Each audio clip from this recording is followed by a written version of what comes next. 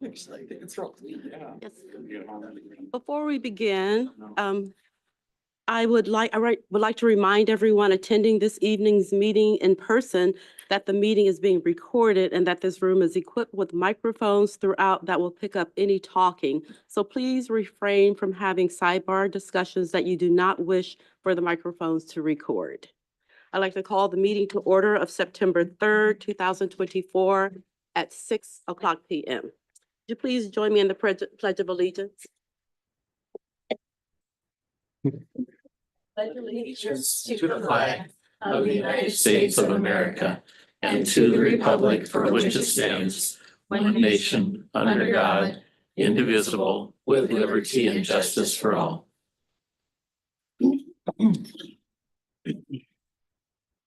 So I'd like to call for the invocation Taylor Ford with Calvary Community Church. Would you guys pray with me? Thank you guys for allowing me to be here. Thank you for all you do for our city. We really thank you. Sir, will you please hit the microphone? Do what? Hit the microphone, hit the button. Oh. Is it working now? Yes. Okay, good. Let's pray. Lord Jesus, I thank you for every person here. You are such a good God to us. Thank you for all the blessings you've given our city. I thank you for every person in this room that's here to serve. And we are just so grateful. As citizens of this community, we're so grateful for the leaders in this room, those that are here and not here. Lord, even today, I think about all of our schools that started our Sumner School District. Thank you, God, for the Sumner Bonnie Lake School District. Thank you for our teachers.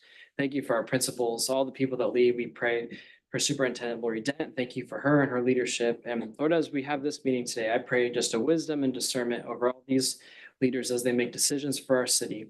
God, continue to bless Sumner as you have for so many years. We're thankful to receive all the good things that you've given, even today, the sun and the beautiful weather, just a blessing from you.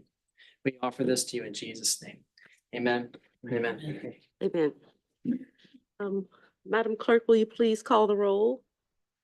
Potato, Here. Bowman, Here. Clariot, Here.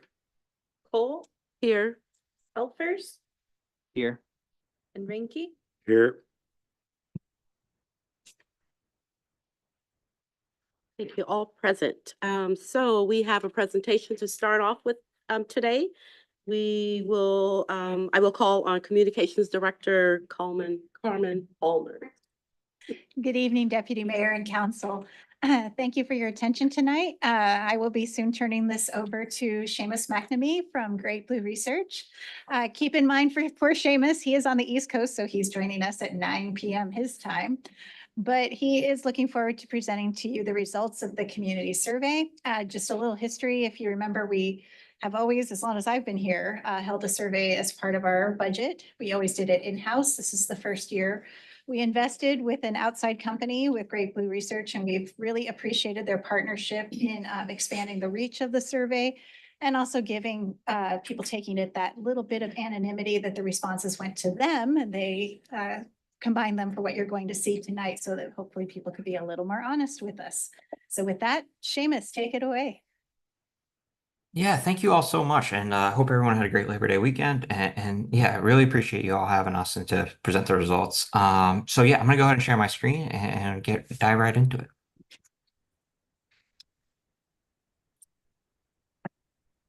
All right, awesome. It looks like cool. I think I can see the screen being shared. So perfect. So yeah.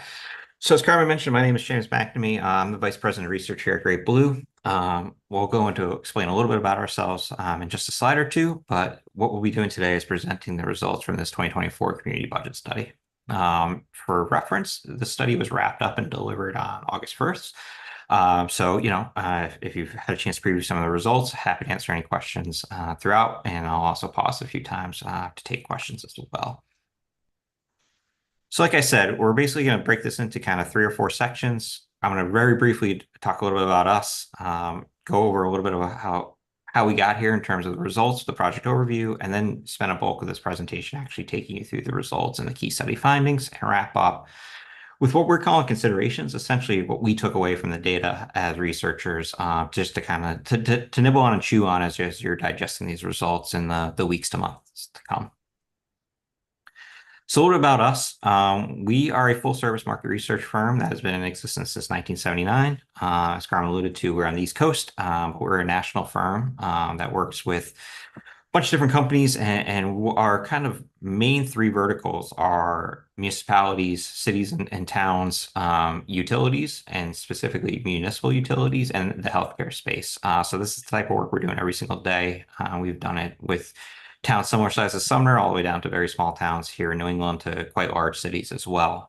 So it's one of the things we prioritize on. And to Carmen's kind of earlier point, making sure that we can really get this information right and present strong results to all the different clients we work with. From my perspective, I've been in research for 15 years now, and been a project manager on well over 250 research studies, several of which in this kind of vertical. So a little bit about this specific project. So this was the 2024 budget survey. Really the goals of the study was really to kind of gain a deeper understanding of what the priorities were in town, both for the future in the city and how representatives should design a budget and set aside and allocate available funding and resources to reflect those priorities and what folks like in the cities, in the city. The actual specific areas of investigation for the study on the right-hand side of the slide is we wanted to kind of gauge current kind of perceptions of the quality of life, perceptions of Sumner, what folks really liked and valued in the city. And then on the flip side, we also wanted to ask about some different concerns, assessment of safety, and then dive into really the idea of what the perceptions are or what the priorities are for future town projects, and allow different folks to give their input in terms of funding and allocating resources. And we always wrap up with a demographic profile of respondents. So in terms of the methodology snapshot, there's a lot of data on this slide, but really just want to kind of share the kind of highlights and what I think is important for presentation purposes. So first and foremost, this was at its core, at its backbone. It was a digital survey. So everything was done and came into our digital survey platform and digital database where we analyzed all the results. It was done in a confidential and anonymous fashion, but we did do as well in terms of the distribution. We also offered a kind of mail to digital recruit with a postcard distribution that was sent to all residents with an address in town. We did capture 734 surveys, and the really strong importance of that is that results in a margin of error of about 3.5%. So industry standard for studies like this is plus or minus 5%. So getting those additional surveys and doing the multi-pronged distribution approach really brought down that margin of error into something very manageable and provided a lot of statistical power behind all the results. So what margin of error basically means is if you were to repeat this study over and over again 100 times, essentially any single data point that I'm going to present to you, we expect it would kind of fluctuate within 3.5 percentage points. So if I say, hey, 88% of people are satisfied with service X, Y, and Z, if we were to do the study again, you might see the results somewhere from 91.5 down to 84.5. So really tight in terms of those error bars, or for lack of better terms. And the sample we got was that residential list that we do the postcards to, but we also targeted some businesses as well through different outreach methods as well to shape that. And last but not least, all these surveys are really a snapshot in time. So we want to put the research dates on there just to kind of give you a little context of where we were at when we were actually doing this data collection. And for this study, that was done from June 20th to July 15th, 2024. So about 3.5 weeks, give or take, with some vacations and a few business days off for the 4th of July holiday. That fell kind of right in the middle there. A little bit about who we spoke with. So again, these are just the demographics we captured at the end of the survey. And these are not meant to be kind of anything in terms of speaking about our results in the context of the larger population, really just to provide context to our individual results. So as you can see here, we give a breakdown of age, gender, education, and then what we're describing as relationships with Sumner. So whether they're resident or renter, a business owner, or things like that. That we captured in the survey. It's important to kind of include this, again, not really for purposes of today's kind of high level overview of the results, but as you dive into a little deeper, some of the things start to make sense when you look at the demographics of people we spoke with. So, for one example here, not to kind of give away what I'll share in future slides, but we had about a quarter of the population was 65 plus in our survey. One of the things that scored really well was the senior center. So again, that makes sense, but it also makes sense in the context of the survey. And the reason why we do it like this is we really don't want, for this type of survey, anyone who's willing to take the time, 8 to 10 minutes to take the survey, we don't want them to get to the end and say, oh, hey, we've actually collected all the data we need for you. So thank you so much. We want them to actually feel like their input was valued and just provide this as that additional level of context.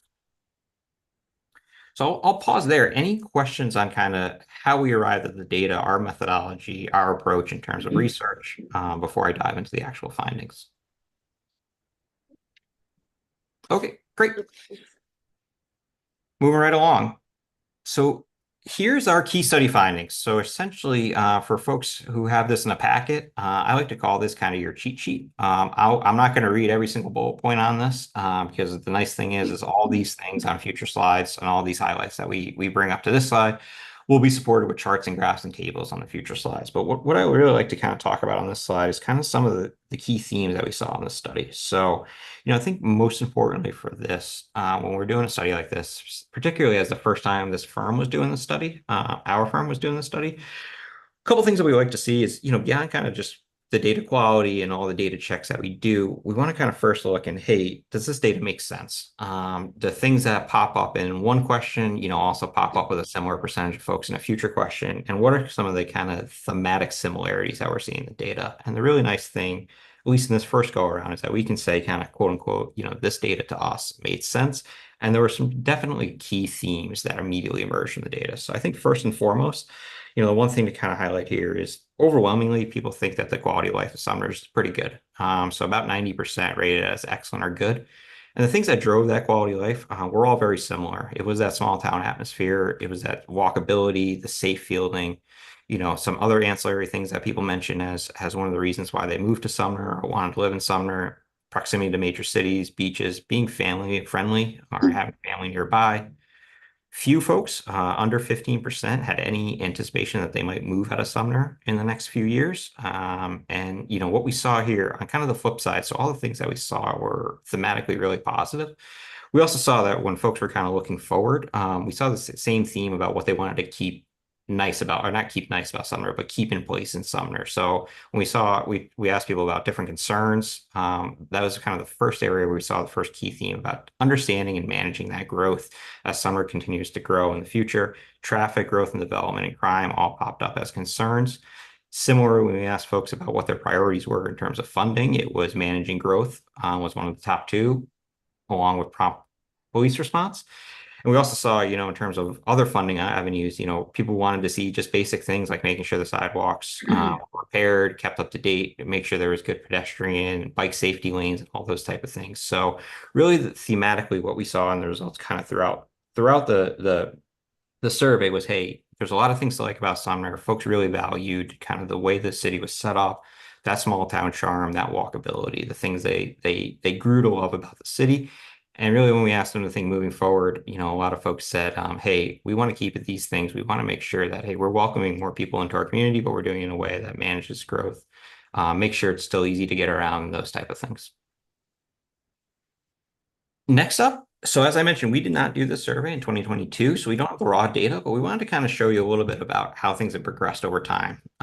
So first and foremost, that safety when walking during the day, still really strong. 91% this year compared to 90%. 2 years ago said that they felt safe walking around Sumner during the day. Another real positive that we saw is about 11 percentage points higher or more, 65% in this go around, so that they also felt safe walking at night in Sumner. Up from 54% 2 years ago. We asked people if they thought Sumner was going in the right direction. As you can see, really consistently, but both in terms of the city and in terms of the data going in the right direction. So a slight improvement of about 2 percentage points. And again, kind of, like we said, don't have the raw data, but just kind of looking at the rank order in terms of concerns and priorities, you again see that theme of kind of, hey, where are we going and how's that growth going to be managed in the days, weeks, years to come? Also kind of pop in this rank order as well. So managing growth jumped to number 2 this go around. Promoting traffic, bike, and pedestrian safety also joined the top 5. Traffic went up in terms of the top concerns. Growth and development joined the top 5 in terms of growth and concerns, and availability of affordable housing also joined the top 5 concerns that we saw this year compared to 2 years ago. Moving right along. So here, like I mentioned, we're going to kind of break down all those kind of highlights with a little bit more detail and a little more context. So first and foremost, as I mentioned, really high quality of life rating. 87.8% rated it as either excellent or good, with a third electing to say that it was excellent. One interesting kind of subgroup difference that we saw here was we did actually see that homeowners had a slightly higher perception of the quality of life compared to renters, which may speak to, kind of what we saw in the previous slide, some of those things around affordable housing and things like that, that began to kind of emerge as concerns. Next up, so we asked folks to rank, we gave them 8 different options and we asked them to rank, 1 to 8, what were their favorite things about Sumner? And as you can see here, the kind of top tier or that top 3 was that small town atmosphere, the walkability, and the safe feeling. So small town atmosphere came in was ranked by 75% of folks, either 1, 2, or 3. 2 and 5 ranked walkability, 1, 2, or 3, and then just under half on the safe feeling was within their top 3 ranks as well. Conversely, access to transit and transportation was the lowest ranked thing lowest ranked measure in terms of the favorite things about Sumner. And I won't go into any detail, but again, for folks with the packet, here's the full breakdown of all individual rankings from 1 to 8 for each one of the items that we measured. I think the real key takeaway here is, when we even kind of break down that small town atmosphere was ranked number 1 overall by almost half the folks in our survey, 49.3%. And again, as I mentioned on the research methodology slide, we did that additional postcard mailer to residents with an address in Sumner. And we wanted to kind of show a couple different breakdowns throughout this report on some of the differences that we saw here. So here's the first one that we're going to be presenting. And the key takeaways here is that first and foremost, while the walkability or having a sidewalk system was one of the best things about Sumner overall, we actually saw it was more highly valued by those residents who completed the survey via the postcard mailer by about 13 percentage points, ranked it in the top 3. And the other nice thing too here is on the flip side, the lowest ranked item, that access to transit and transportation, was actually ranked higher by the folks, the residents who got that postcard in the mail to their address here in Sumner. 26.5% to 18.9% on that metric. And then outside of the ranking, we just kind of gave people the opportunities to check a bunch of boxes for anything else that may have attracted them to living in Sumner. So as you can see here, another kind of key theme emerges that kind of supports some of the other data we've already presented. So, while number 1 was that location and proximity to cities, beaches, attractions, mountains, having family and friends nearby, feeling like it's a safe place to live, rounded out the top 3, and then family friendly just missed the cutoff in the top 3, but was still kind of valued by, almost half the folks we spoke with or who completed the survey. And on the flip side, again, when we asked that 15% of folks who said that, hey, maybe in the next 5 years, I could see myself relocating to a new residence outside of Sumner, we actually saw that, the key reasons for that moving away among the 109 folks who indicated any likelihood to do so were those crimes concerns, were the overcrowdedness, and were that difficulty getting around or traffic that we again saw both in terms of the overall concerns, and we, on the flip side, saw how people were expressing their values about their favorite things in Sumner. And here are those concerns. So, again, we asked a rank order, so they had 13 items in this ranking. So what you can see here in green is the folks that ranked it within the top 5. Traffic, growth and development, and crime all made up that top tier of the major concerns for folks. So 80% of folks ranked traffic in one of their top 5 concerns, 77.2 growth and development, 74% crime.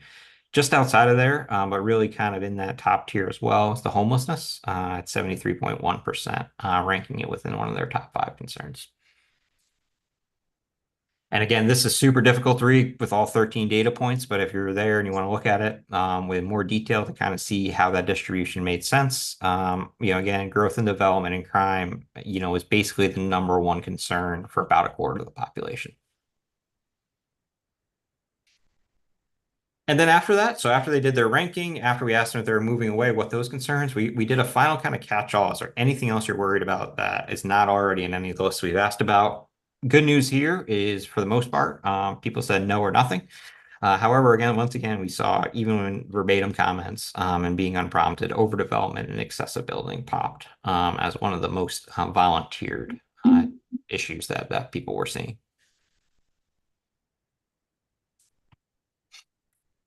And here we dive into kind of the next section, which is perceptions of Sumner. So we broke these data points into essentially two different tables. So the first table that I'm going to be presenting is the satisfaction with different services actually provided by the city of Sumner. We did that. We also wanted to break that down by folks who got the postcard mailer versus folks who came into the survey through some of the other distribution methods. So I think first and foremost, the one thing to take away is, as you can see, senior center came in number one at 89%. Makes sense with some of the sampling we saw, and I'll show you in the next slide a little bit more detail on that. But again, if you're looking for kind of key themes, the next three are really interesting to us as researchers. So I say parks and trails are really good, really satisfied with those, 88.9%. Types and variety of community programs and events just below that at 87.4%. High quality drinking water coming at 82%. So again, speaking to that kind of quality of life in the town, that outdoorsiness, being able to do things in town and feel that sense of community was really kind of the next tier of satisfaction that we saw. And the reason we wanted to break this down by folks who came into the survey, through the newsletter or other things versus the actual folks who got the postcard to their address, is the two lowest ranked items were your ability to get around in Sumner during commute times and your ability to get to other places from Sumner during commute times. While they were the lowest ranked items on aggregate, they were actually ranked much higher by the folks who got the postcard to their house. 10.4 percentage points higher ranked the ability to get around Sumner, and then almost 15 percentage points, 15.1 percentage points higher among those folks who said that they were satisfied with the ability to get to other places from Sumner during commute times. And then we just want to break down a little bit more detail here.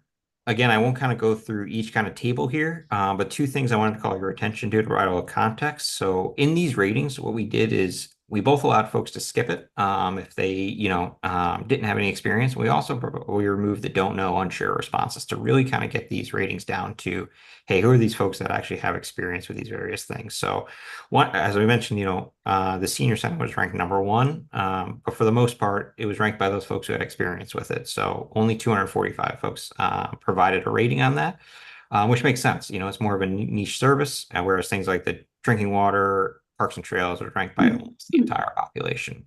And then I think the final thing to just call your attention to is just looking at, the very dissatisfied. So those folks that really expressed, hey, major concerns or major levels of dissatisfaction with any one of these services.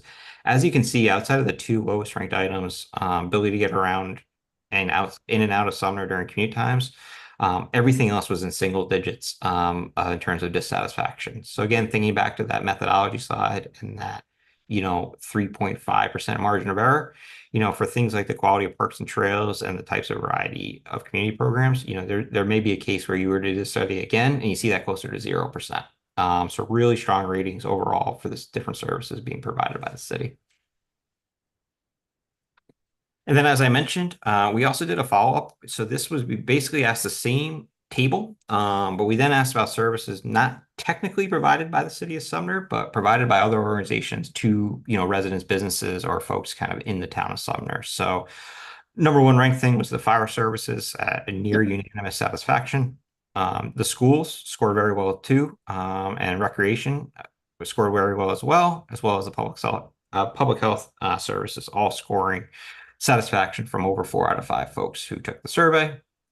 And as you can see here, that very dissatisfied camp, almost negligible in the most sense in terms of statistically speaking with that margin of error, specifically the fire services, recreations, and public health services. Getting into safety. So as I mentioned, on that kind of progress slide, we're still seeing over 9 out of 10 folks who took the survey say that they felt safe walking alone in their neighborhood during the day. And we're seeing more folks feeling safe walking alone in their neighborhood at night, up to 65.3% in our survey in 2024. We did ask folks in an open end just to provide some comments on why they felt unsafe. And again, we wanted to show this broken out by the two different sample methods, or the two different ways folks came into the survey. As you can see here, if you look at just those top two rows, we did see that folks who got the postcard to their house and took it via that methodology we had slightly higher levels of feeling unsafe regarding the increase in crime and drugs, et cetera, in their neighborhood, and an increase in the homeless population. Again, this was a true open end. So what we did here was we took their verbatim comments, we tried to categorize it in different buckets that made sense, so we could provide some frequencies to see some of those differences. So, so those are really kind of two areas we wanted to call your attention to. It looks like the folks with an address in town who got those postcards and did the survey via that methodology had a slightly worse perception about those crime issues and homelessness issues than the overall population. And in terms of moving forward, so we asked folks, we actually gave, because we did a digital methodology, gave folks kind of a slider scale. And we asked, hey, just kind of from 1 to 100, 100 being completely in the right direction, 0 being completely in the wrong direction, where would you kind of rank the direction that Sumner is currently going in? And as you can see here, the mean score was 55.9%, which essentially means that while overall people were pretty split on if it was going in the right or wrong direction, slightly more than half felt that things were at least progressing moderately to strongly in the right direction. And that, again, is up about 2 percentage points from when we did the survey 2 years ago, or when the survey was done 2 years ago. Moving right along, we're in the kind of home stretch here, a couple more slides. So again, moving forward, kind of the next topic, providing some recommendations and insights for how to kind of address the concern moving forward, and how a budget or funds should be allocated in a way that reflects the priorities of the citizens and folks who took the survey. So right off the bat, when we ask folks, hey, numerous priorities at once and funding is limited, kind of rank the different priorities, with one being your top priority. Ensuring prompt police response and managing growth came in at 1 and 2, and that was a pretty sizable gap between the next thing, which was maintaining streets, promoting traffic, bike and pedestrian safety, and utility infrastructure. So again, I think the key takeaways here is when you're starting to look at, like things and grouping things together to kind of see consensus opinions or majority opinions, you can kind of basically taking the proper police response out of it, that thematically you're looking at managing growth, maintaining streets, promoting safety in terms of traffic and bike safety, and utility infrastructure, all kind of ancillary related to, hey, population's growing in town. There's more development, there's more buildings. How are we doing to kind of maintain kind of all the things in terms of infrastructure and do it in a way that makes sense? And again, getting back to quality of life maintains that really strong quality of life that attracted folks to Sumner in the first place. Again, I won't share all these details, but again, just kind of looking at the prompt police response, over 1/3 ranked that number 1, and over a quarter ranked managing growth number 1 overall. Then we got into some kind of specifics. So we asked a little bit about parks and recreation, or parks, developing new parks and redeveloping existing parks. And we gave people kind of 3 statements and asked which one they agreed to most. So when we asked about the park development process, we asked them, hey, do you want to stay within the current options to fund, even if it takes approximately 20 years to redevelop and develop some new parks? Do you want to try to build it sooner, even if it meant that there might be some potential tax increases? And, or does it just not matter to you? And then we asked folks, just provide any reasons why they provided that response. So I think overall, if you're looking at kind of that dark green box, half said, hey, let's just keep in the current funding, even if it takes up to 20 years to build. But 2 interesting subgroup differences we saw. So the first was, we actually saw that folks who took the survey via the postcard mailer were a little bit more apt to say that they would be open to building it sooner, even if it meant tax increases. We actually saw that number jump even more when we look specifically at residents or respondents under the age of 35. Almost half of those folks said, hey, let's build it sooner, even if it meant exploring some tax increases. The reasons why, whatever the response was different, you can see basically the different camps, emerge. So you have, about a quarter of folks say high cost of living, they already pay enough taxes. And then the flip side, if you were to add up kind of the, bottom two or three, priority, importance, necessity, and promote safe health living conditions, gathering for recreation, another about 23% of folks came into that camp. So, reflective of kind of a 50-30 split, where one camp has a slight majority and then another camp somewhere in one of the other two buckets. But I think the key takeaway here is thinking about those residents with an address in town and those under 35. There is a slightly more of an appetite to build some of the parks and redevelop some of the parks sooner. Just a few more slides here. So then we presented a hypothetical to folks and said, hey, if a one-time revenue was to become available to fund one-time projects, if the city were to receive it, can you pick your top 3 responses for what underfunded projects would be your preference to use? And once again, we split this out by the different distribution methods, but I think the key kind of thematic takeaways here is if you look at the top 3, sidewalks, repair existing, add missing, kind of once again, the third time we saw a consensus or a contingency of folks cite this throughout the survey as a priority to maintain that quality of life, to maintain that walkability, to allowing people to kind of get around in town. Increase the street maintenance was number 2, and then save funding essential services for needed later. So what you're really seeing here is you kind of group, those top 2 boxes that were really around, again, managing growth and keeping the streets safe to walk, safe to move around. You basically have, nearly 75 to 80% of folks saying that that's one of their top 3 priorities, with another quarter saying, hey, let's just save this funding for something that pops later. Everything else outside of that really fell under the 1/4 of folks selecting it. Renovate the Ryan House came in at 23.4. That was even lower, 17.1% among the postcard mailers. Build a pedestrian bridge came in closer to 1 in 5 folks. Update, maintain streets. Cityscape, again, kind of thematically similar to kind of some of the top boxes. Heritage Park, update the sports complex, all came in under 20%, as well as the park improvements as well. And the final 2 data slides before we get to our considerations. So again, we then, moving forward, ask people to kind of give their priorities in terms of rank order for the different nonprofit partners that the city was partnering with. And we kind of see, again, number 1, events pop the most. 1 in 3 folks ranked that number 1 in terms of how you'd like to prioritize funding for these different nonprofit folks. Number 2 was 30% of folks ranked the human services, including support for those experiencing homelessness, addiction, etc., with another 22%, so over half ranking it within their top 2. And again, you're looking thematically, even though it came in second in rank order in this question, we saw this again pop in both verbatims and some of the close-ended aided concern, aided priority questions, specifically addressing those ideas of those experiencing homelessness and addiction.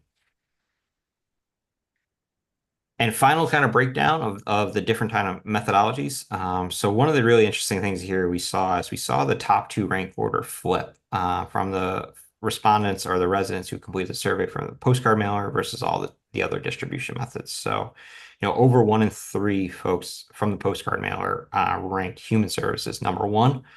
Compared to only 28.6%, right, ranking those nonprofit events number 1, which was almost kind of the opposite what we saw in the other distribution methods. So with that, those folks ranked events number 1, 36.4%, whereas only 26% ranked human services number 1. So really interesting flip kind of with how the different people came into the survey and their kind of connection to the town and how they kind of thought about these different priorities, specifically when, prioritizing funding for these different nonprofit efforts. With that in mind, before I go into our considerations, happy to pause for any additional questions on these data that I presented or any of the analysis in the findings. Any questions? No questions? Please Awesome. continue. So again, these are just kind of our considerations. You know, you all really are the experts in your town, but you know, kind of looking at it again from a third party firm, you know, with no real skin in the game, we wanted to kind of give some ideas of, hey, what some of these priorities should be, at least in what the data is telling us, and what should be the things to keep. So on the kind of the right-hand side of the screen, I won't read, or the left-hand side of the screen, I won't read all the words, but basically the priorities for future budgeting. Again, you know, as I think the bigger picture, as we're recommending to anyone interpreting the results from this presentation to an actual UWOC budgets, it's again thinking of those themes, thinking of those issues that are 75-25 split, thinking of those things that are really high consensus that we saw a lot of times throughout these data pop. So for us, you know, that was really that idea of kind of managing growth and managing kind of what that comes with the community growing here in Sumner in the years and months and years to come. Traffic was a top concern. Dissatisfaction with the roads and streets were a top concern. Priorities in terms of the walkability, improving sidewalk repairs, doing regular road maintenance also popped in terms of if one-time funding became available. So clearly folks are telling us, hey, like if we only have a small slice of the pie to kind of give to these things, here's a bunch of different data points that's saying these should be the priorities. And then with that, you know, continuing to kind of focus on the safety, particularly at night, and kind of continuing to prioritize and in terms of your nonprofit relationships, addressing that homeless population and giving them the resources they need, as well as the police presence, emergency response times, and those human services that are allowed to. On the flip side, there's also a lot of really good news in these data. So we don't want to kind of have you all walk away from this saying a lot of things are broken and a lot of funding is needed to address things. Like I said, you know, basically split, but more than half are saying you all are going in the right direction. There's more kind of things that folks like about Sumner than their concerns, and a lot of really high satisfaction that we're seeing for the different services offered by both the city and some of the other services or other the organizations that are giving folks to the city. So, you know, a really great opportunity to kind of really focus on these areas in your budget and continue to kind of reinforce these strengths that are contributing to the residents' high quality life and ensured kind of continued community satisfaction. And also, you know, a great opportunity to kind of leverage some of the existing relationships and partnerships you already have, you know, to combine those strengths. Hey, you know, school and recreation scored really well. Great opportunity to promote parks and trails and community programs and vice versa. Um, you know, really just that idea of kind of those cross promotions, really promoting the idea that, hey, you know, Sumner really is a community, and you know, there's a lot of different folks doing a lot of good work that resulted in that high perception of the quality of life and a lot of the things that people told us, at least in the survey, that they were proud about the city and the reasons why they chose to live there. So with that in mind, the one nice thing here is one of the things we always tell our clients is we're pretty transparent. All of our contact information is readily available not only on our website, but on the back of every reports, including our CEO. All of us are just an email away. Happy to answer any questions now and moving forward. If you do have any questions as you begin to digest these, please don't hesitate to reach out. We are, like I said, a full service market research firm. We don't, you know, charge for individual one-off questions, additional data runs, anything like that. We want to make sure these data have the most utility to you all.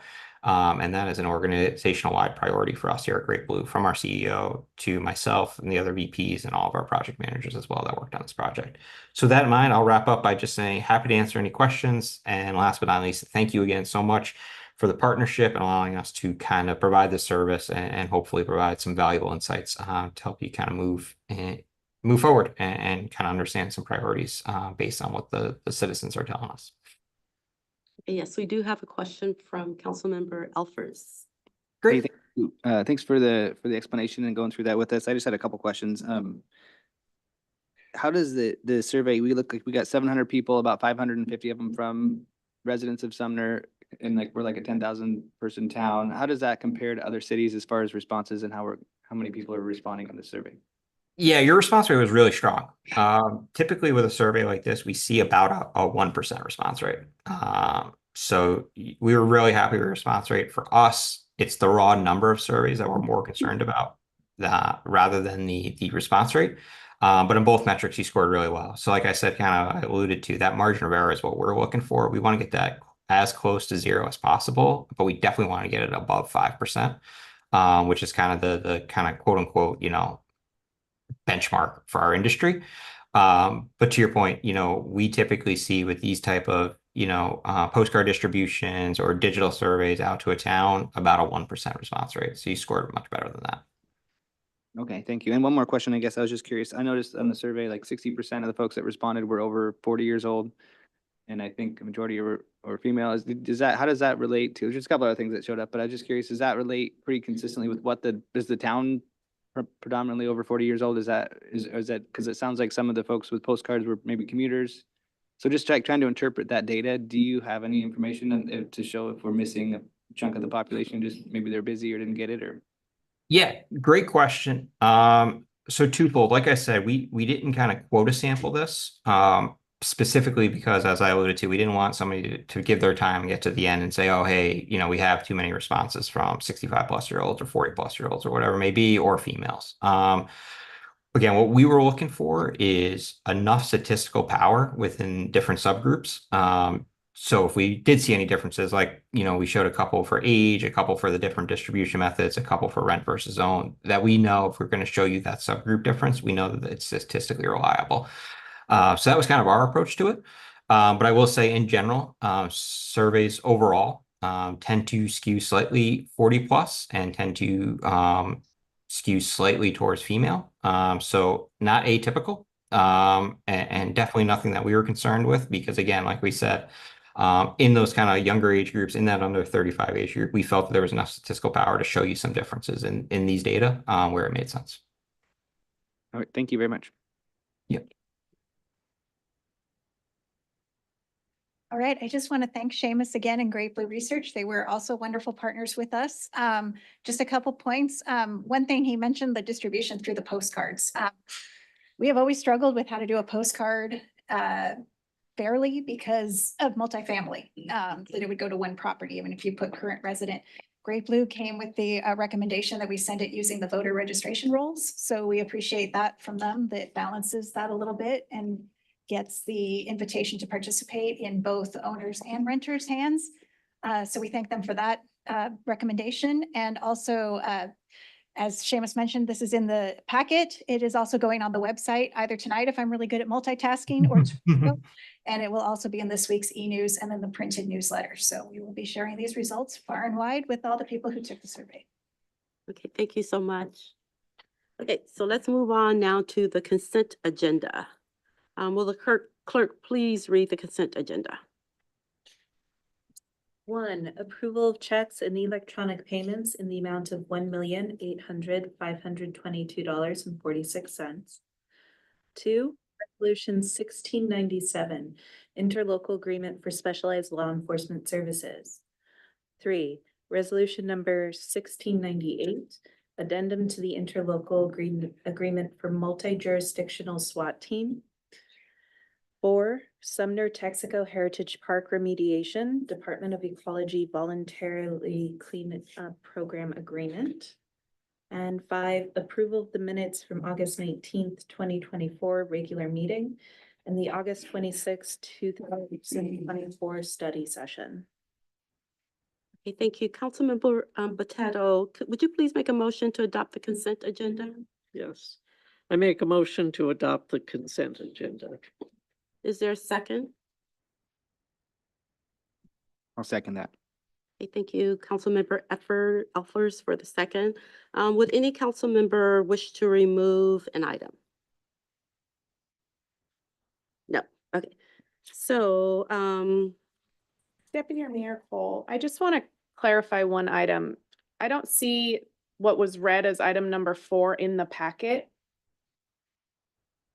So I want to make sure we're not approving anything that was in there by mistake. yeah, I only show 4 items in the packet for tonight.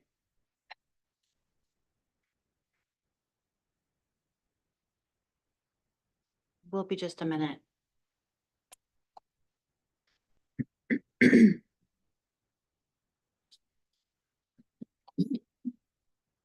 It looks like it might have been a carryover from last week by accident. So I just want to clarify that tonight's consent agenda only has 4 items, and the 4th item is the minutes.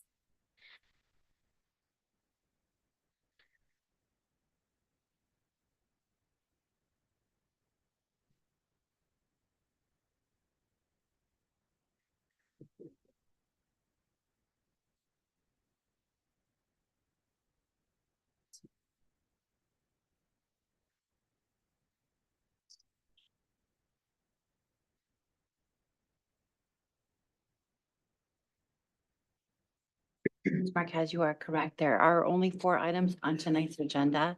The last one being the approval of the minutes from the August 19th, 2024 regular meeting and the August 26th, 2024 study session. Yes. So for those 4 items are all in favor? Aye. For all of those who are in favor, any opposed? No. Okay, looks like that one carries. Okay, now to, there is no public hearing tonight. Let's move on to regular business. Unfinished business, there is no unfinished business, so we can move on to public comment. Madam Clerk, will you please read the rules for public comment? The public comment period is your opportunity to speak to the council and mayor on issues that are not on the agenda. As the clerk calls your name and address, please approach the podium. If you've not previously signed in, please state your name and address. You will have 3 minutes to speak. As a reminder, this portion of the meeting is the council's opportunity to hear from the community and not a time to engage in debate. The council will not be answering any questions, and you may be directed to a staff member. Okay, is there anyone participating via Zoom who would like to make a comment? And if so, please turn on your camera, state your full name and address. Looks like there are none. Madam Clerk, will you, did anyone sign up for public comment tonight? Yes. Okay, yes. When your name and address is read, would you please come to the podium and begin your comments? Jerry Yoder, 910 Traffic Avenue.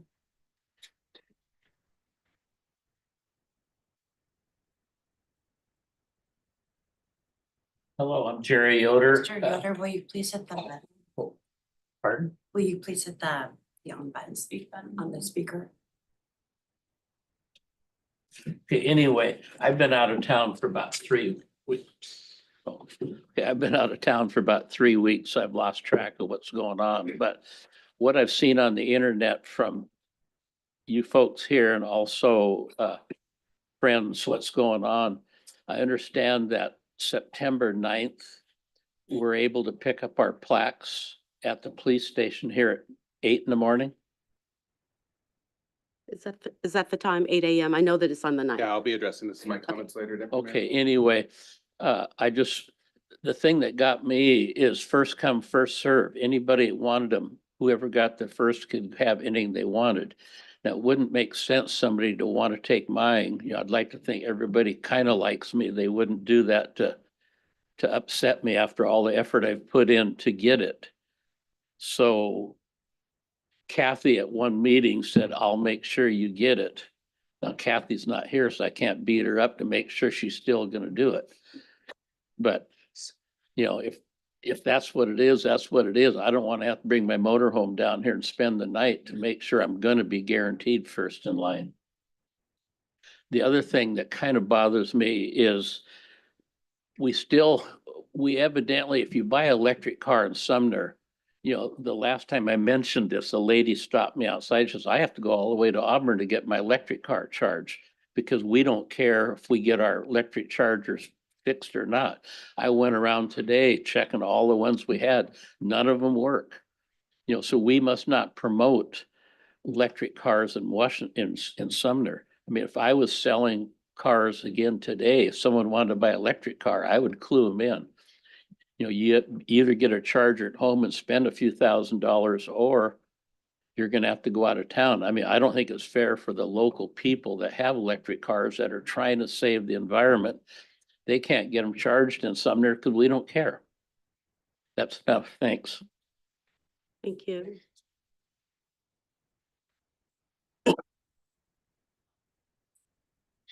Anyone else for public comment? Yeah, I was signed up. Nick Berman, 5802 Parker Road East. And I have a handout. Thank you. Okay, so the handout is from the initial sale of the Heritage Park plaques in 1995. And it says that the Heritage Park, where it says Heritage Park items are for sale at the very bottom. Note that the sale price was $200 in 1995, which is $412 in today's dollars. The plaques were intended for families with more than 70 years of history of residing in Sumner and were to celebrate these families for decades to come.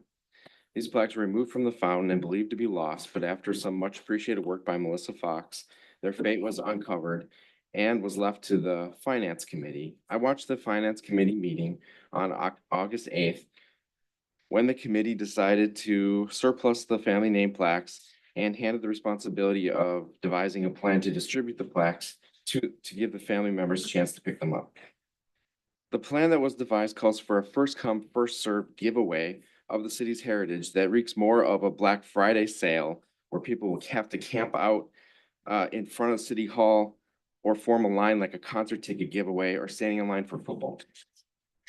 How is this a dignified and respectful treatment of the history of Sumner? Is this the plan that you intended the staff to come up with? Did the council, did the finance committee, did you have oversight of this plan? Did the public have the ability to comment on this plan or to come up with a way to handle this in a dignified manner? Is this the way that you want to treat the families who made this initial donation to the city 30 years ago to celebrate their family heritage as part of the fabric of Sumner?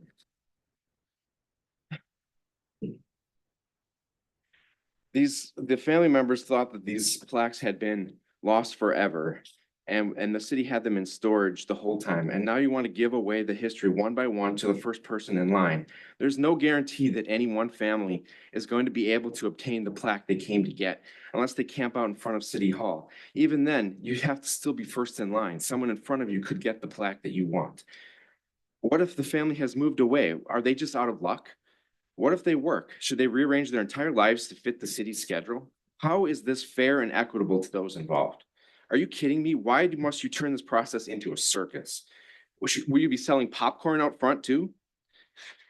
Did you know that the city council asked the Sumner, or that the Sumner Historical Society offered to the city council to do the work of tracking down and contacting each family member, but the city refused? The fountain was supposed to be a lasting legacy, and now it's gone after 30 years. Yet the city will pay $75,000 to replace the trees on Main Street rather than invest in the history of Sumner in some other way.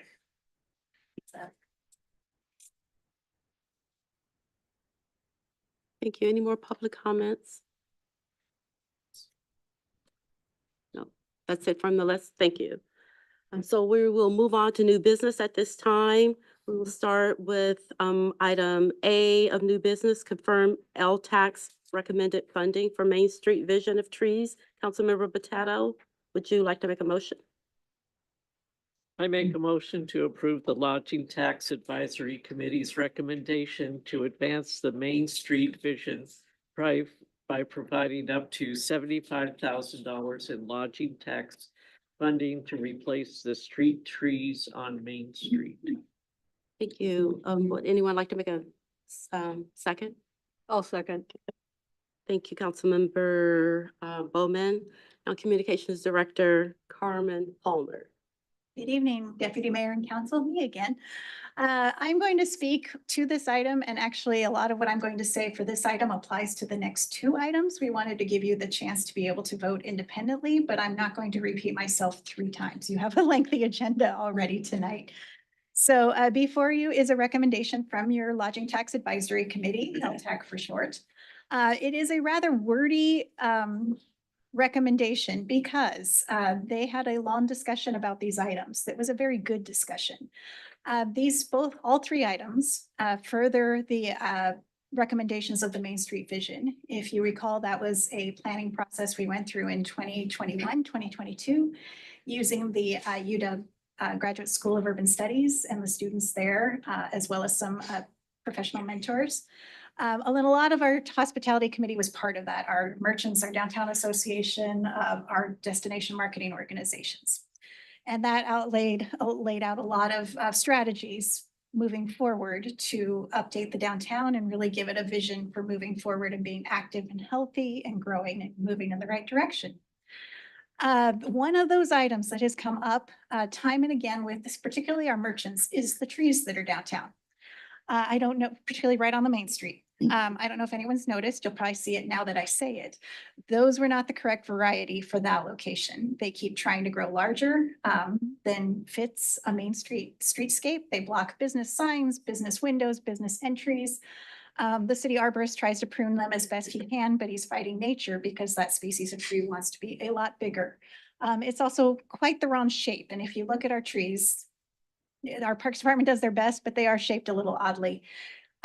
They do drop a lot of debris that the merchants have complained about over the years. And finally, one thing I don't know if anyone's ever noticed, they are have maroon leaves in color. And when most of your buildings are brick, they tend to just disappear. So one thing that has been requested of us over and over is to replace those with a variety that is made for that space, that is made for that location, that has green leaves that turn pretty colors in the fall. So we get beautiful fall pictures of our downtown. And that's what's before you tonight. The other additional thing is to plant these trees in planters to remove some of the ADA and tripping hazard risks with our current trees. So that is before you tonight. The big discussion before lodging taxes, they normally do not fund street trees. Sumner adds, as you all know, Sumner adds street trees all over the city. We are a Tree City, USA. This is the one and only time we have ever asked our lodging tax to fund street trees. And that is because the location is what's making this tourism and hospitality. That location in our Main Street corridor, our downtown, that it forwards the Main Street vision, it forwards the strategic tourism plan that talked about placemaking, particularly in the downtown. So your lodging tax advisory committee wanted you to specifically know that they don't want to see any future requests for street trees down on Willow or Mead McCumber. This is about the Main Street vision, not about street trees themselves. So with that, I think I'll leave it. If you have any questions. Great. Any, I have a question. So would you explain who the members of the LTAC committee are? Because I think, it helps. Like, Sure. I represent the council, but the others on the committee, can you tell their roles? Sure, absolutely. So state law dictates who serves on your lodging tax advisory committee. It asks for a council member to serve as chair, and that's Council Member Potato. Then it asks for 2 people who collect the fund. For us, that is Carmelo Lopez, who is the general manager at the Holiday Inn Express and Suites. We found out in scheduling this meeting that Trevor Sutton, who was our second person, has actually left the Candlewood Suites. So we are in contact with the general manager who replaced him, and he has expressed interest in filling that seat and serving on LTAC. He was not confirmed by you and in place, so he did not participate in this meeting, yet we still had a quorum. To balance that, we have state law calls for 2 users who could use the funds. So those for us are our 2 destination marketing organizations. Dean Burke with, they just changed their name, Travel Pierce County Tourism Authority. I think I got it right. And Amelie Anderson with Visit Rainier. And so the purpose the state law puts into place is because many cities were using lodging tax more for fun things, more for beautification. They put these requirements in place to get the industry experts really evaluating, would this help drive overnight stays, which is what helps drive your overall economy. And so, we got exactly the robust conversation we wanted from the industry experts about this item and the following 2 items. And we really appreciate their time and effort to put their energy and assessment on this. any more comments from the council? Any comments from the public? You go to the election.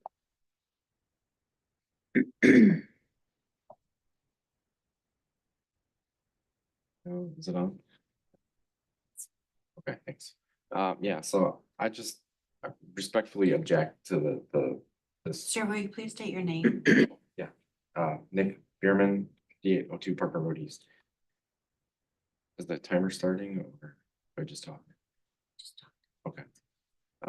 So I respectfully object to this particular use of the LTAC funds. I'm not saying that we shouldn't have a beautiful Main Street. I'm just saying let's look into, let's look into all possible uses. Let's show the community that we value the history of the community. We had Pierce County LTAC funds in the past for historic preservation, and they were returned. And now we're going to use Pierce County LTAC funds to replace trees. What are you telling the community when you do these kind of actions? You're telling the community that you don't value the history, but you want a pretty postcard. Is that really the message that we want to portray to all the citizens? You're the council. You take input from all of us as community members, and you act on our behalf. And I just want to make sure that everybody remembers that the council has the ultimate say in what happens in this town. If you want to stop the staff from carrying through a project that you disagree with, or that you know that residents object to, you have the power and the authority to do so. You can direct the staff to do things. So in regards to this particular fund, and going back to the other issue that I talked about earlier, you're the council. You have the ability to stop these plans from going through the way that they were devised. Just think about what message you're portraying and what you intend for the city. Okay, thank you. Any other comments from the public?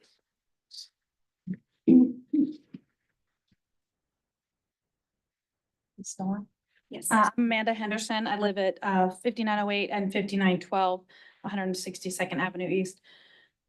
Yeah, I think $75,000 to replace some trees is ridiculous. It'd be different if there were no trees there and we wanted to add trees. I get it.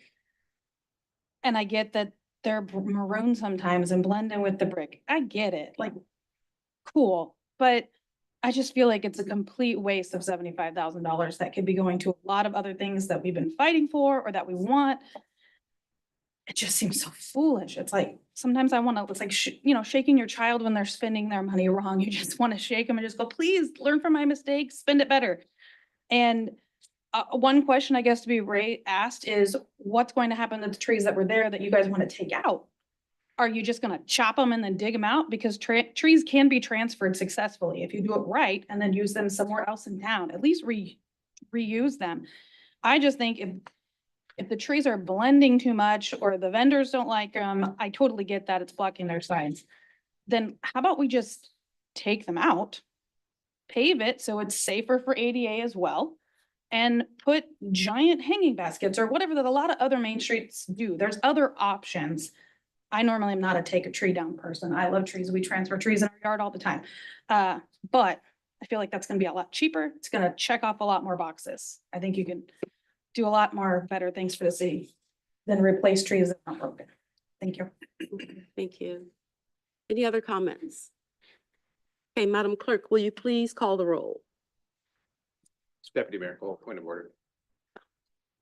We need to offer the council a time to comment on this, and I also have a statement I'd like to make after.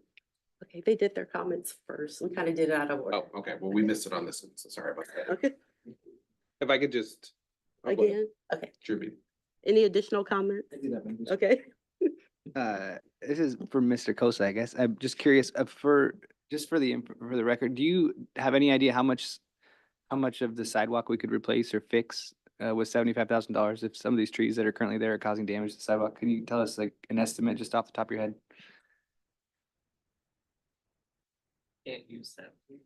Actually, Michael, you can fill in, but I believe the cost here is to purchase the trees and to purchase the planters, and then staff will install them. I don't think anything in here is to fix or repair any concrete in this particular line item.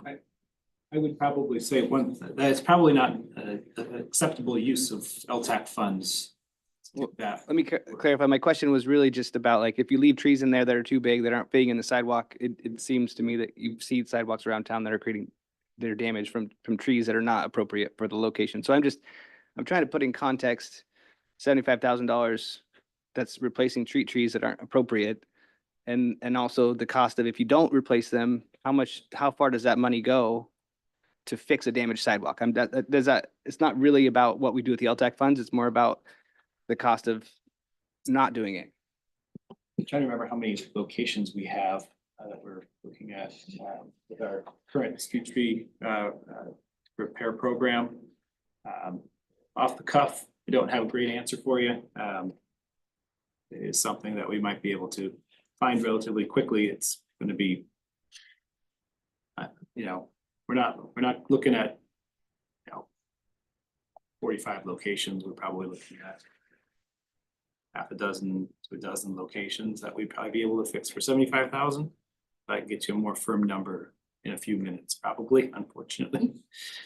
That's hard to write off the cuff. I'm sorry. Yeah, that's right. I didn't give you a chance on that, but yeah, my main point was just, I think if sidewalks are damaged, it does take quite a bit. We have a machine, I think, that lifts up the sidewalk. We can level it out. But if you're doing any replacements, it's pretty expensive, and I think that money goes pretty quick. So I know 75,000 sounds like a big number. I just wanted to put that in context of fixing sidewalks that are damaged in the street roots or ruining the sidewalks. So thank you. Maybe we might have an answer before the end of the city administrator's comments. Okay, we'll see. Any other comments? Okay. So, just for a point of clarification, this is recommended funding for the Main Street vision. So if we didn't get the money from this, where would we get it? I mean, the Main Street vision has been in place, did I hear? Yeah, Since so- 2021? And we're in 2024, Yes. so. Yes, 2021.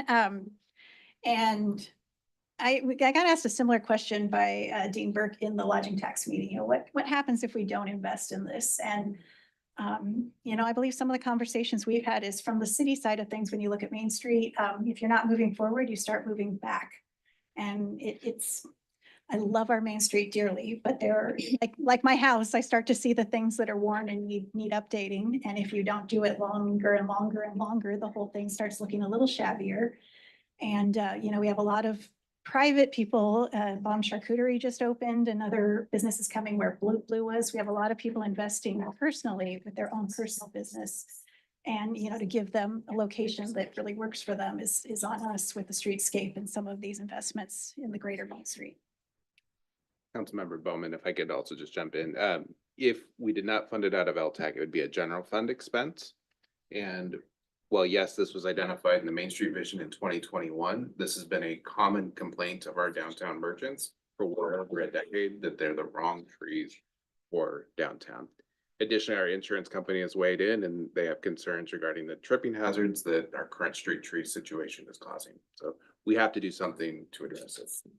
So I would just say, your last point that you made, and I know I say it in here a lot, but I do walk these sidewalks a lot, and I personally have tripped on the sidewalk around the trees. So that's why I was wondering where we would get it from, because I think it does need to be done. Otherwise, we're gonna have bigger issues than what we see today. So it's much more than just beautification, you know, it's safety as well. So thank you.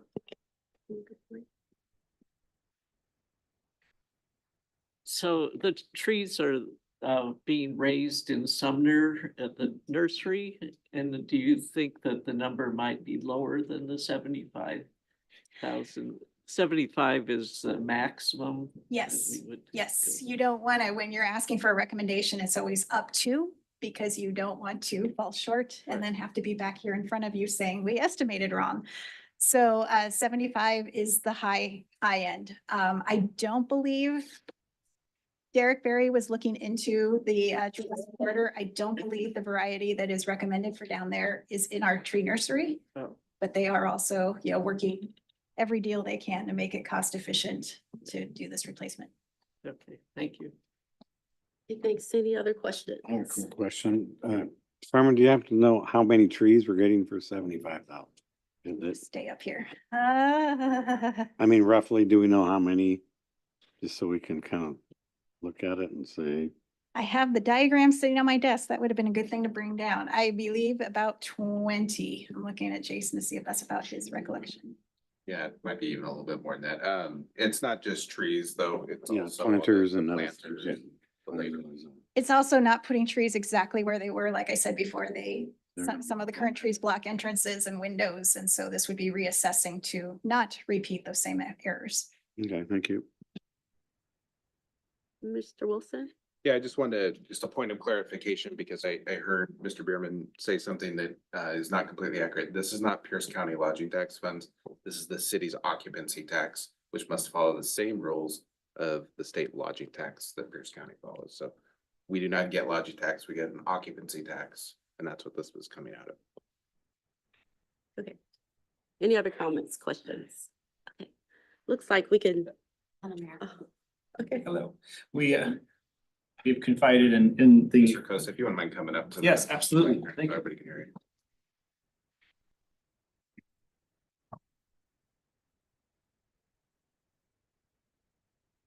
Be quick. We did a 3 or 4 minute assessment of one of our recent bid documents for sidewalk repair, so specifically repaired sidewalks, and $75,000 would be approximately half a block to maybe 3/4 of a block of sidewalk repairs. Not talking about brand new sidewalk, but we're in like an area that doesn't have any. It's more, an area like downtown, if we were going to repair a portion of that, sidewalk that already has curb and gutter, makes it a little bit easier. About 3/4 of a block to half a block, depending on number of factors. All right, great. Thank you. Yes. Okay. Oh, we're ready now. Madam Clerk, can you please call the roll? Cole, Yes. Clairgut, Yes. Potato, Yes. Rinky, Yes. Elfers, Yes. Bowman. Yes. Yes, we are unanimous. Okay, on to item B, confirm LTAX recommended funding for Main Street Vision bike racks. Councilmember Bowman, would you like to make a motion? Yes, I'd like to make a motion to confirm the LTAX recommended funding for Main Street Vision bike racks. Is there a second? I'll second that. Thank you, Councilmember Clerget. Communications Director. So again, all I talked about before with the Main Street Vision still applies for this item. This particular item is bike racks. This would go into the 2025 budget. This would not happen this fall in this budget season. This was an oversight we did not notice honestly until rhubarb days. And then if anybody walked by City Hall, that poor one little bike rack in City Hall, we think was still underneath the giant mountain of bikes. So we did realize that although we have a strategic tourism plan and a Main Street Vision that talks about interconnected, multimodal, encouraging, giving people ways to get here multiple ways. We did not give them a very good place to park their bike. So this is just a very practical line item to give them a little bit more room. We had a conversation about it here at City Hall, and then I watched Music Off Main, and I watched a family pedal up and lean their bikes haphazardly against our stanchions. So it was really very much needed for a lot of the events that happen downtown and bring tourists in. Are there any comments from the public?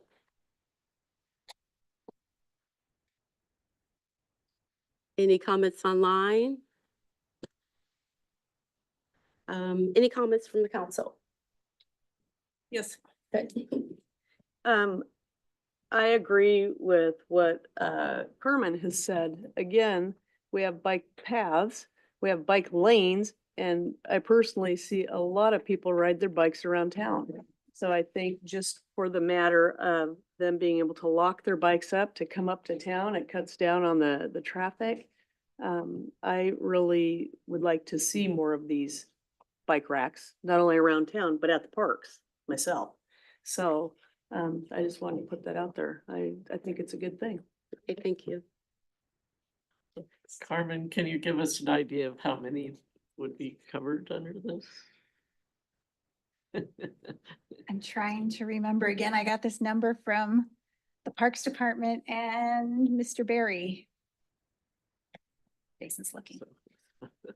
I'll check later. Okay, while they're looking, we have a couple more comments.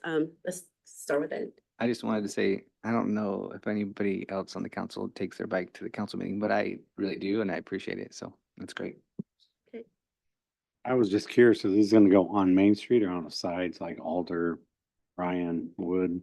I don't think we've identified all the areas yet. They will be in the downtown. They do take up space. And do you have to get permission from the property owned? Exactly, so- Businesses to have it in front of their place?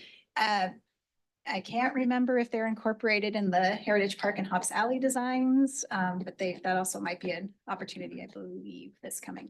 All right, thank you. Okay, very good. Any other comments, questions? Okay. Madam Clerk, will you please call the roll? Elfers, Yes. Rinky, Yes. Cole, Yes. Bowman, Yes. Clairget, Yes. Potato. Yes. That's unanimous. Thank you. So now on to number C, or letter C, confirm LTAC's recommended funding for Main Street Vision tables and chairs. Last one, I promise. Thank you so much for your investment. In an earlier budget amendment, you allocated general fund dollars to buy the tables and chairs and umbrellas you see out at Heritage Park today. I don't know all of your reactions, but those are a huge hit. The feedback we've received online, just walking by and seeing people using them all hours of the day. I went over at 11:30 to get lunch and 3 out of the 5 were taken already, even at 11:30. So we have this item in here as a precaution. We're not sure yet if more is a good idea or not. A little bit of a debate, so possibly adding in this 25 season. The hitch with that is if you get so many, do they start to disappear? So that's the other reason for this to be there is for 2025 is if we lose any.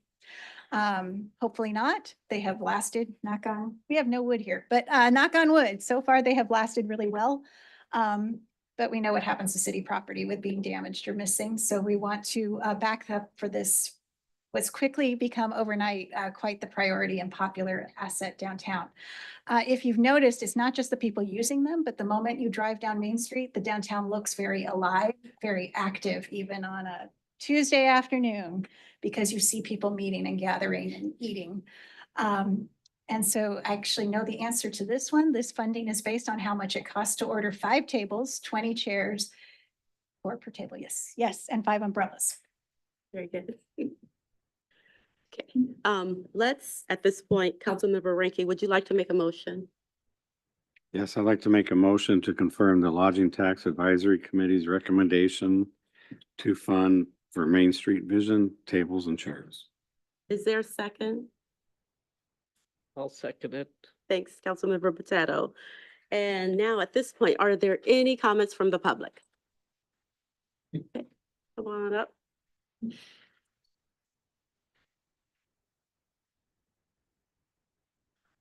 All right, so yeah, Nick Bierman, 58 Oak Parker Road East. So my comment is going to be very positive. I applaud the city's effort to encourage tourism downtown.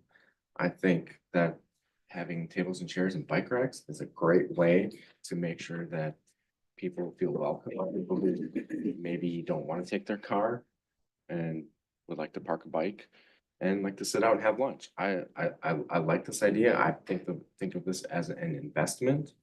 And I would like to see similar ideas in terms of investing in the tourism and also promoting the history as part of this investment. I think promoting the history of Sumner, it's one of Sumner's greatest assets is the history. And the Sumner LTAC Fund, thank you, Jason, for correcting me on that. The Sumner LTAC Fund is a great way to use some of that money to invest in tourism and promoting the history of this community. So it's meant to be a positive comment, not all negative. Thank you. Okay, thank you. Any other comments from the public? Okay, seeing none, how about from council? Any comments, questions? Or looks like there are none. Clerk, will you please call the roll? Rinky, Yes. Elfers, Yes. Cole, Yes. Potato, Yes. Bowman, Yes. Clairget. Yes. That's unanimous. Thank you. So now we move on to item number 4, reports. We'll start with Council Member Ranky. No comments tonight, thank you. Potato? Just it's September, so it's time to get a restart of the year with kids going back to school. And I guess we need to start watching out for them early in the morning. I noticed the bus was going at about 8 o'clock, so, and, just, the fair's going on, so I think it's a great time of year. Great. Councilmember Elfers? I was gonna echo that about school starting. Looks like today was the first day of school, so in Sumner, so that's great. And then I just wanted to just give a shout out Kurt Brown last week at the end of or last time at the end of the meeting announced that he was done. And I feel like I didn't get a chance to say that. I just wanted to just mention that we appreciate his time. He was on the council and involved in city politics for 20 years, I believe, and another additional 20 or 30 years at football coach and being at the junior high and in the school district. So he's just a really big asset to the community, and we're gonna miss him, and we really appreciate his contribution to this community. So thank you. Thank you, Councilmember Bowman. Yes, I would echo what Councilman Elpers just said about Kurt Brown. I had an opportunity to have a great little text string with him. And, you know, in his own words, he said Sumner is his life. So he's done a lot contributing to that. The other thing I would want to talk about is we had a great tour of the parks last week. It's amazing how much these parks are used here. It's really critical that we allow people to get to the parks and the kids that use these parks. It's shocking. It was shocking to me how many families, and I go at all times of the day and night myself now and go see. In fact, there was one park I wasn't aware of, and I had a 3-year-old granddaughter with me, and another park was way too busy, Rainier View for her, and so I knew I could take her over to Siegenthaler Park because that's a taller park, and my daughter-in-law goes, "Boy, this is perfect." So I thought that was timely for me. So the parks are awesome. And then to echo the school kids, you know, we live down where the buses are coming. The parents are the ones running the stop signs because they're trying to get their kids to school because they're late. So I would just ask everybody to just remind people that it's so key to watch out for these little kids. And I saw one today run out between 2 cars, you know, a young child, probably in elementary school. So I think the burden's on all of us to pass that message along for the kids here. So lots going to be going on. Football games are starting up. It's going to be wild Friday nights here in town. So anyway, what kind of? So yeah, you go to those ball games. But anyway, thank you. Thank you. Councilmember Clerget. Nothing tonight. I think a lot's been said. Thank you. Yes, I agree. And I don't have a report either, but let's move on to the city administrator, Jason Wilson. Thank you, Mayor and Council. Just a reminder, we do have a special study session still to get to tonight. And I think a number of you in this room that are here to hear how that meeting goes. So thank you for your patience. And after this meeting adjourns, we'll need about 5 minutes just to reset the room. Next week's study session, we'll be getting a update on the Sumner Commuter Connector, also known as the MIC Transit, as well as we'll be kicking off our 25-26 budget process. September 16th, we have a regular council meeting where there's a number of things on the agenda, including the Stewart Road Bridge Construction Management Consultant Agreement, the Washington Street Reconstruction Design Consultant Agreement, a professional services contract amendment with Sound Inspections, West Valley Highway Sidewalks Design Consultant Agreement, an ordinance that you guys postponed last week to a date certain regarding our utilities, utility tax abatement, and then a PSC easement acquisition for Stewart Road Bridge. Also on September 16th, you have another special study session where we'll be going over the general fund departments as part of our budget presentation. On the development front, I am pleased to announce that today we issued the building permit for Titusville used trucks. They're going to be locating on 166 out in East Sumner neighborhood. Move on, electrical vehicle chargers. It's timely that Mr. Yoder brought that up today. Just want to announce that first off, the city does not own any electric vehicle chargers. That being said, we are aware that a number of our electric vehicle chargers have been the victim of theft. I'm pleased to announce that through a lot of hard work with our police department, we recently made an arrest in one of those cases and charges were filed. Effort went into identifying those because that's obviously a crime that occurs. And we don't know about it for usually several hours, even a day or so later. And our detective is able to put together a lot of video evidence and physical evidence and then make that charging recommendation, and the prosecutor filed charges today. So it's great work by our police department. Heritage Park plaques. Just as a reminder, the city owns those plaques. They were purchased by the city.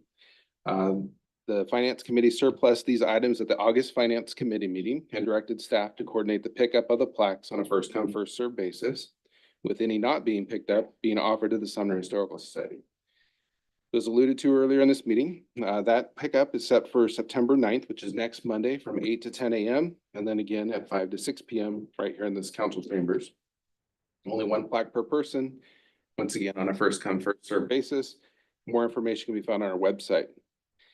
Regarding Heritage Park, just want to remind the public that there were over 200 people or companies that donated financially or in-kind services to Heritage Park.